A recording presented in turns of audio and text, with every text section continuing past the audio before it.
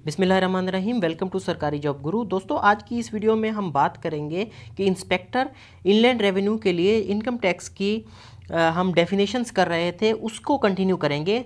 Section 19 में जो definition है, सब सेक्शन 19 में, वो है डिविडेंड की डेफिनेशन। तो वो डेफिनेशन को थोड़ा डिटेल में करने के लिए मैंने उसको डिसाइड किया कि इस वीडियो के सेकंड हाफ में वो वीडियो हम डिविडेंड की डेफिनेशन हम करेंगे। वो के थोड़ी सी लंबी है, इसलिए तो पहले 19A से मैं शुरू करूँगा और आगे इसके बाद सेकंड हाफ में इस वीडियो का जो है हाफ से वो स्टार्ट हो जाएगी।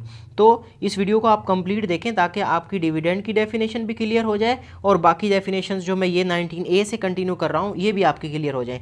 तो 19A में है एलिजिबल पर्सन, यानी एलिजिबल पर्सन का मतलब ये है कि पेंशन सिस्टम को मद्देनज़र रखते हुए अगर किसी पाकिस्तानी के पास NTN या CNIC नंबर हो तो उसे एलिजिबल पर्सन कहेंगे।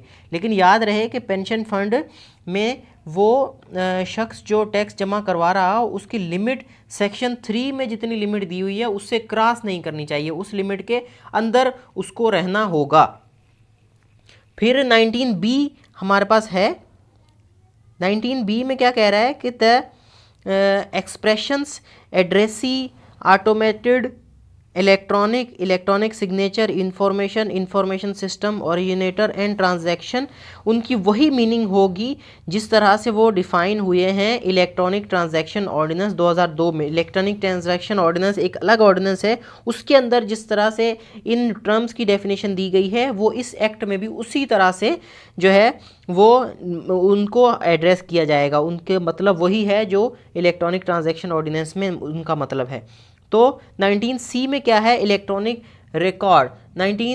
इलेक्ट्रॉनिक रिकॉर्ड का मतलब है कि तमाम कंटेंट जितनी भी चीज़ें हैं, कम्युनिकेशन हो गई, ठीक है, या ट्रांजैक्शन हो गई। कम्युनिकेशन का मतलब होता है कि इन्फॉर्मेशन को एक जगह से दूसरी जगह ट्रांसफ़र करना। ट्रांजैक्शन का मतलब होता है एक चीज़ को दूसरी जगह पे भेजना जिसमें ज़्यादातर रकम इन्वॉल्व होती है। और उसके अलावा जो भी प्रोसीजर्स हैं इस ऑर्डिनेंस के अंदर, जिसमें अटैचमेंट है, कोई अटैचमेंट का मतलब ये कोई चीज़ कोई डॉक्यूमेंट है वो किसी और डॉक्यूमेंट के साथ बैक में अटैच कर देते हैं। जिस तरह से हम एनेक्सिस, कोई टेबल वगैरह या शेड्यूल वगैरह जो उसके साथ चस्पा कर देते हैं, या कोई इनक्लोजर या account, return, statement, certificate, application, forms, recipient, ठीक है, रिसिप्ट हो गई है, acknowledgement, notice, order, judgement, approval, notification, circular, ruling documents, या फिर उसके अलावा कोई भी इस तरह का डॉक्यूमेंट्स जो इस कम्युनिकेशन के साथ देना लाजमी हो, ठीक है, या इस ट्रांजैक्शन के साथ लाजमी हो, जिसको फिर भेजा जाए या फॉरवर्ड किया जाए या उसका रिप्लाई किया जाए,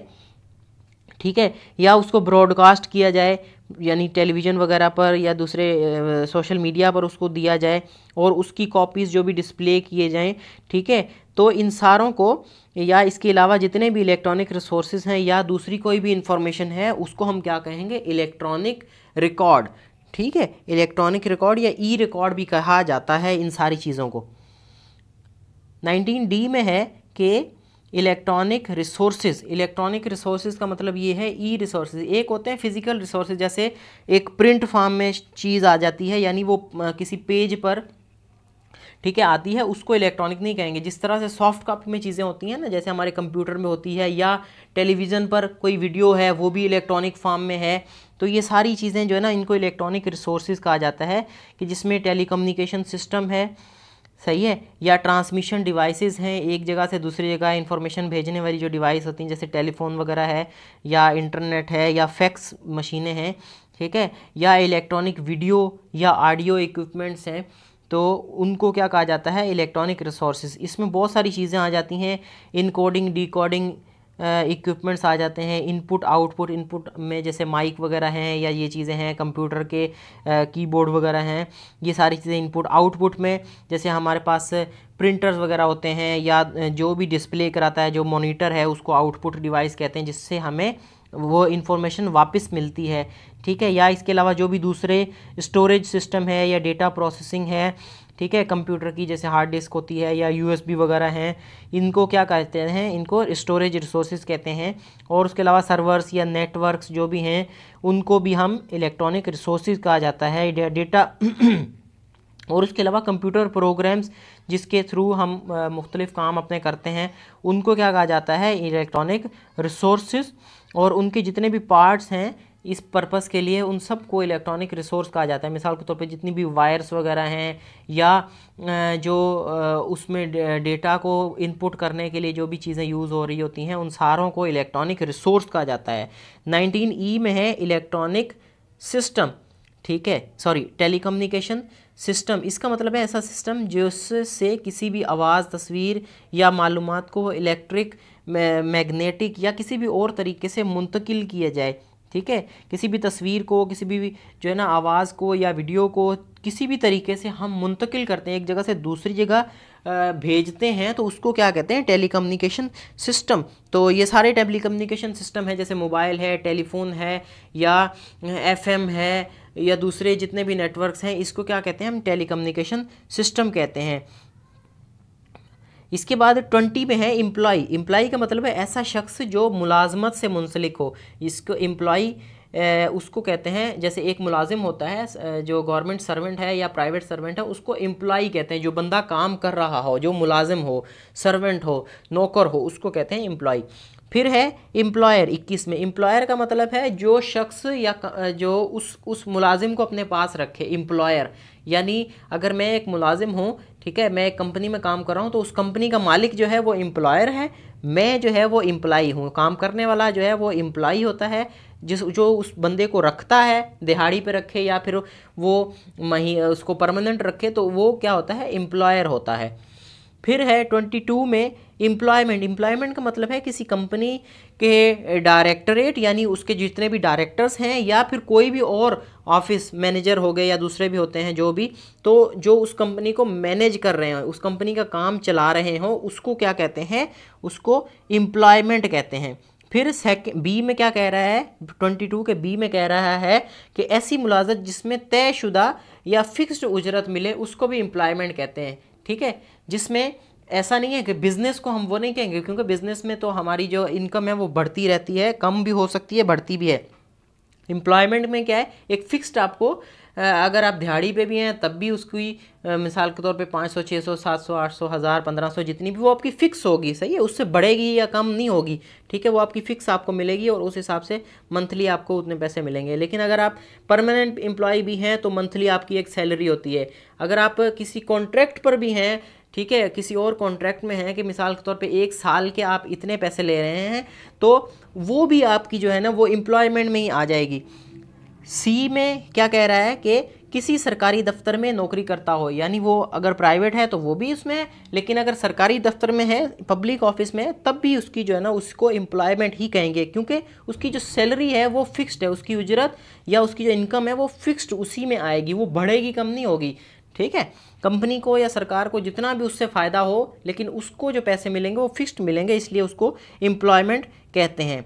22A में है फास्ट मूविंग कंज्यूमर गुड्स।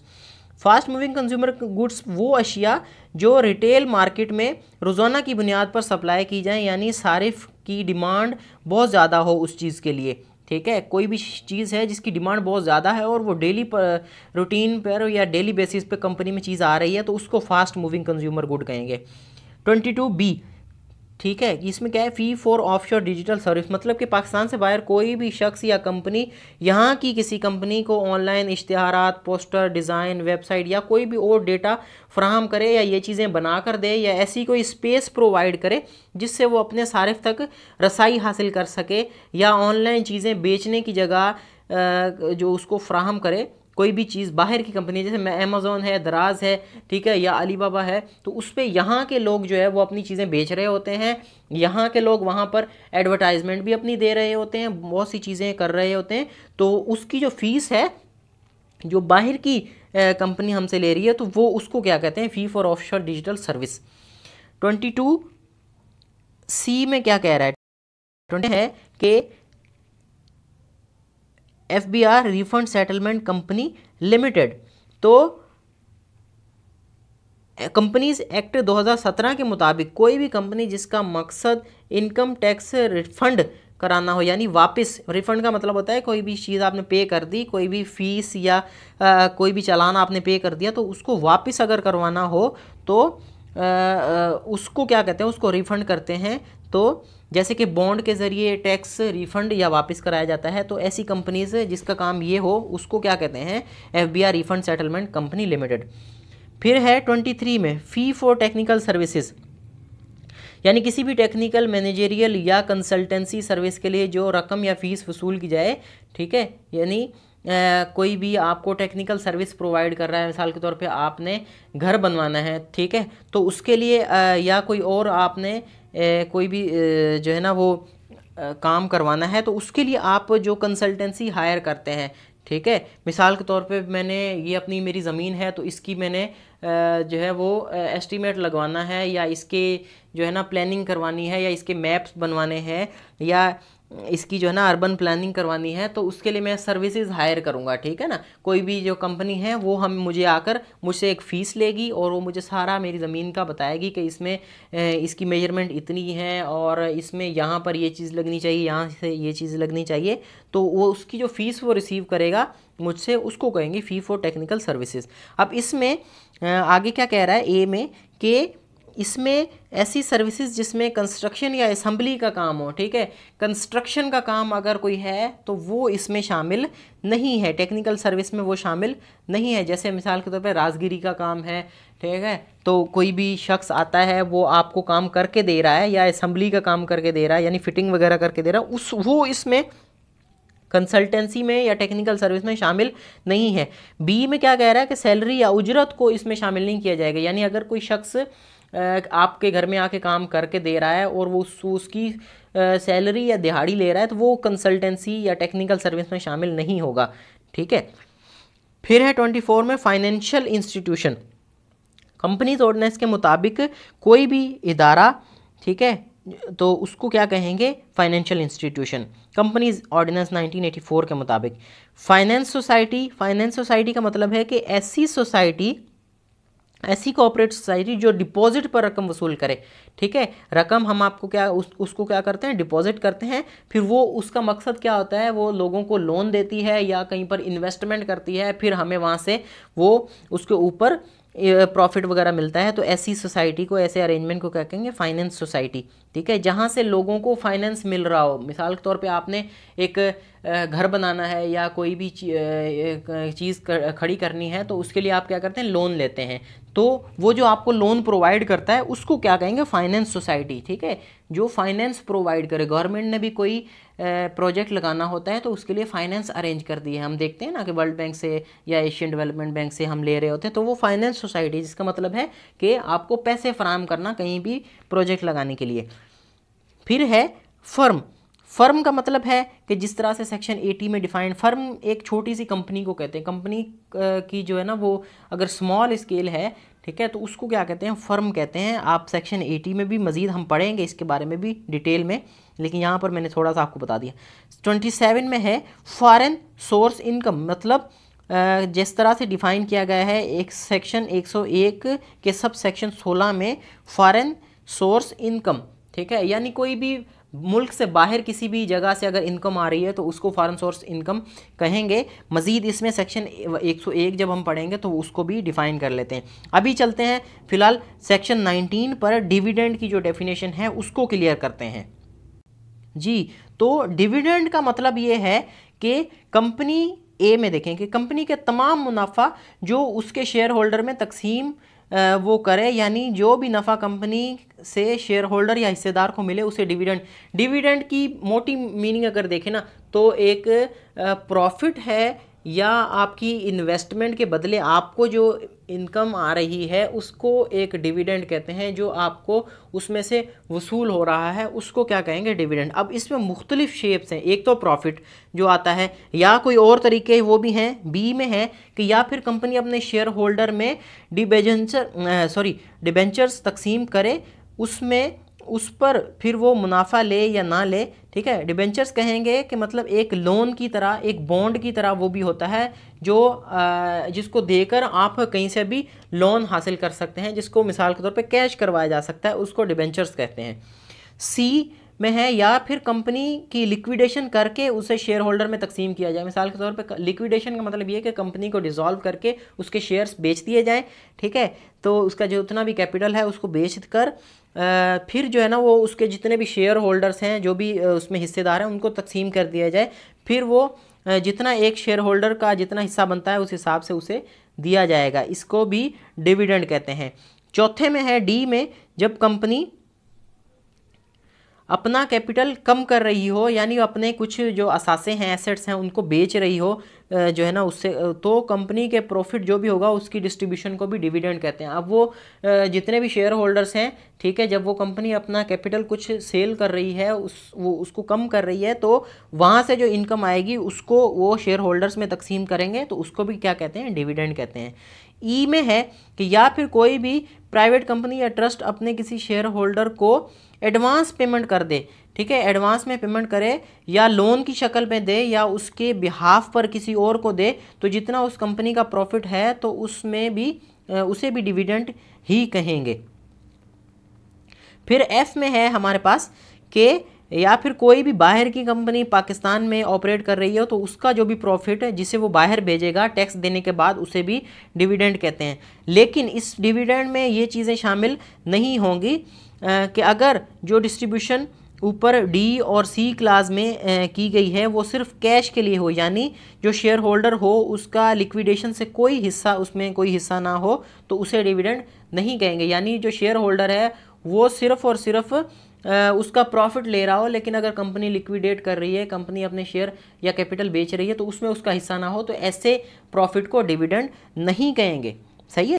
जैसे लोग जो है ना वो किसी भी कंपनी के शेयर्स खरीद लेते हैं स्टॉक मार्केट्स में, तो वो सिर्फ और सिर्फ उसकी जो है ना उसको उसकी शेयर की जो है ना वो प्रॉफिट मिलता है। डिविडेंड कंप्लीट उसका कंपनी के लिक्विडेशन में कोई उसका कैपिटल से कोई उसका ताल्लुक नहीं होता। 2 में क्या कह रहा है कि ऐसा कोई भी शख्स जो लोन या एडवांस जो कंपनी का बिजनेस हो, ठीक है, तो उससे जो पैसा आएगा उसे डिविडेंड नहीं कहेंगे। मिसाल के तौर पे एक बैंक है, वो सिर्फ और सिर्फ यही काम कर रहा है, ये लोन या एडवांस पेमेंट दे के वहाँ से जो प्रॉफिट उसको मिलेगा उसको डिविडेंड नहीं कहते। तीसरे में है कि अगर कंपनी से कोई डिविडेंड अदा करे पहले किसी रकम के एवज जो कंपनी अदा कर चुकी है, ठीक है, तो ऐसी सूरत में उसे भी डिविडेंड नहीं कहेंगे। चौथे में है कि पेट्रोलियम कंपनी अगर अपने मुल्क में पैसा भेज रही है, यानी कोई बाहर की कंपनी है वो अपने मुल्क में पैसा भेज रही है, तो उससे भी डिविडेंड नहीं कहेंगे। तो ये थी डिविडेंड की डेफिनेशन, ठीक है। तो उम्मीद करते हैं कि ये वीडियो आपको पसंद आई होगी। बाकी सेक्शन 28 से हम नेक्स्ट वीडियो में जो है ना उसको डिस्कस करेंगे। सेक्शन 19 से पहले 18 सेक्शन जो भी हैं सब सेक्शन, वो मैंने डेफिनेशंस पिछली वीडियो में कवर की हैं, उसका ये आप एंड स्क्रीन पे लिंक भी देख रहे हैं, तो ये इस पर क्लिक करें, आप पहले की डेफिनेशन भी समझें और मज़ीद डेफिनेशंस के लिए इस वीडियो का नेक्स्ट वीडियो का इंतज़ार करें। तो अगर तो ये वीडियो आपको पसंद आई है तो इसे लाइक करें और इस चैनल को सब्सक्राइब करें और दोस्तों के साथ शेयर करें। Thank you.